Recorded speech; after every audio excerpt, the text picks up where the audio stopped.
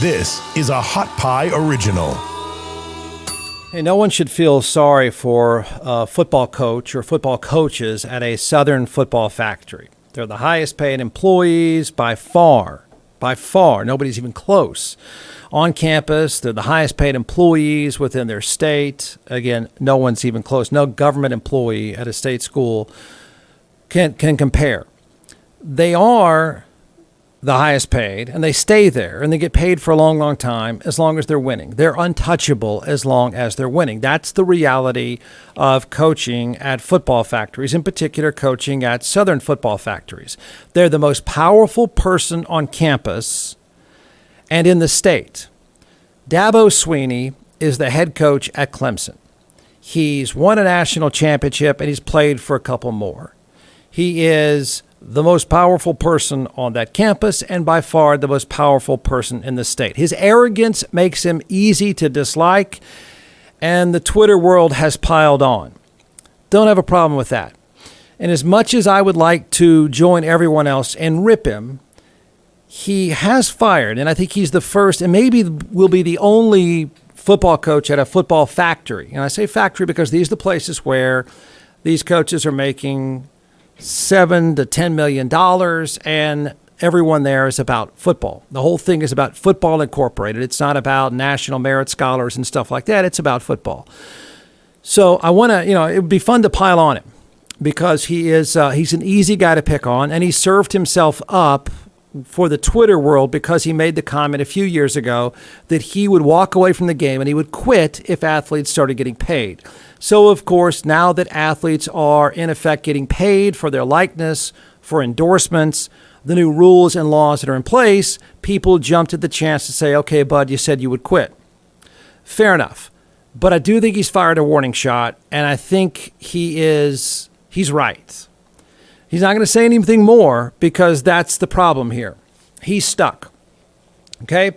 What he is hinting at when he said this a few years ago, what he's hinting at is that, of course, he wants total control, but he realizes, and I think most college football coaches do as well, how this thing will spiral out of control. Okay? Not arguing with anybody that says, oh, come on, these guys are the very reason why these athletes now have these endorsement deals, because they want to take back some of the control, and football coaches don't just want total control, they're in total control. They own the place. It's their shop. They get to do whatever they want. True. But Dabo Swinney and any other big-time coach realizes how this thing is going to spiral away from them. You can hate Dabo Swinney. You can hate on college football coaches. You can call them total hypocrites, and you're going to be right.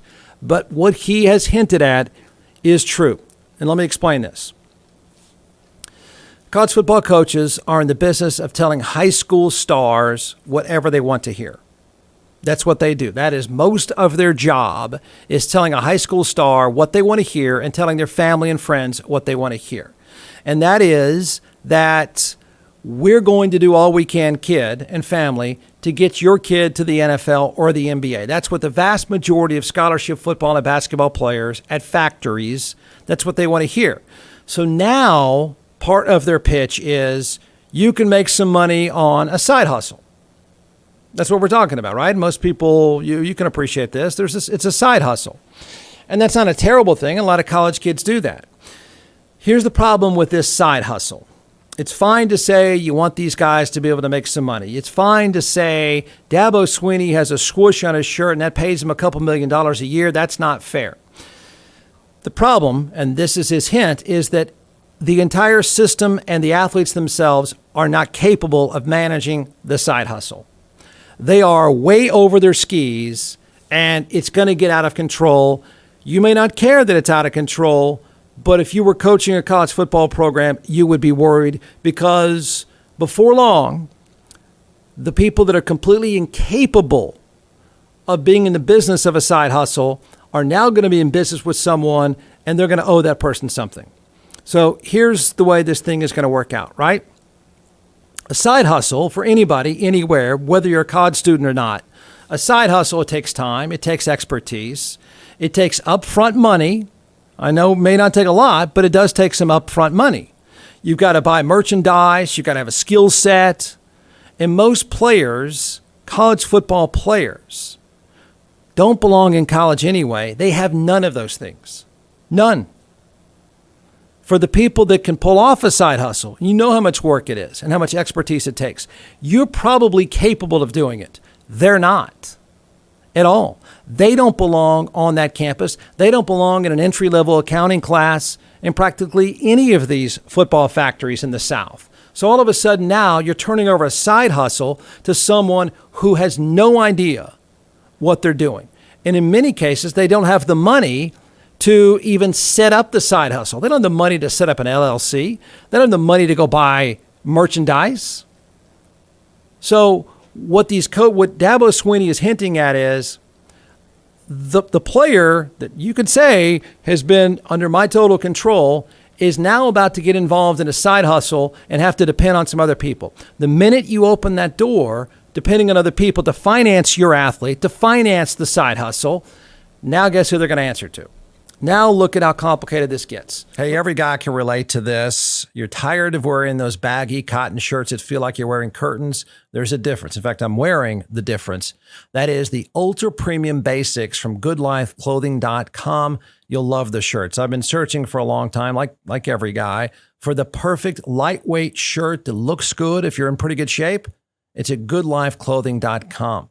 Check them out. You'll see the difference for yourself. You'll feel the difference for yourself. It's the perfect shirt for this time of year in Austin, Texas. So, two things. Go to goodlifeclothing.com. You get a 20% discount if you enter the promo code JeffWard20. That's goodlifeclothing.com. Enter the promo code JeffWard20 or stop by their store domain Northside. You'll love the difference. You'll feel the difference. It's the perfect fit for a guy that's in good shape. It's goodlifeclothing.com, promo code JeffWard20, or stop by their brand new store at Domain Northside. Most people try to work their way through school, right? If you're on a football or basketball scholarship, you're working your way through school. Throw a side hustle in there, it gets pretty tough to pull it off. Throw a side hustle in there for someone who can't even do it, and you've got problems. That's where I think this whole thing is going. So how's this going to be regulated? I mean, think about that. It's not. What coach? Because now a coach, even Dabo Swinney, can't speak out about this because someone will use it against him. So if he were to come out and say, listen, I'm afraid of where this is going. I don't think these guys have any business or knowledge or expertise to get involved in these businesses, so they're going to have to rely on an agent or an alumni. And I want us to have a rule against that. It'll be used against him by other coaches. So they have to stay quiet. They have to promise these kids are going to make some money. They have to promise them they're going to have a side hustle. And then once these guys are involved in these side hustles, these side jobs, these endorsement deals, they're going to be in bed with agents. They're going to be in bed with alumni. It's going to start the cycle all over again. Am I saying that it shouldn't exist at all? If you want to make some righteous argument that they should be able to make this money, go ahead and make that righteous argument. I'm just telling you, you have now opened the door for exactly what Dabo Swinney and every other big-time college football coach knows is going to happen.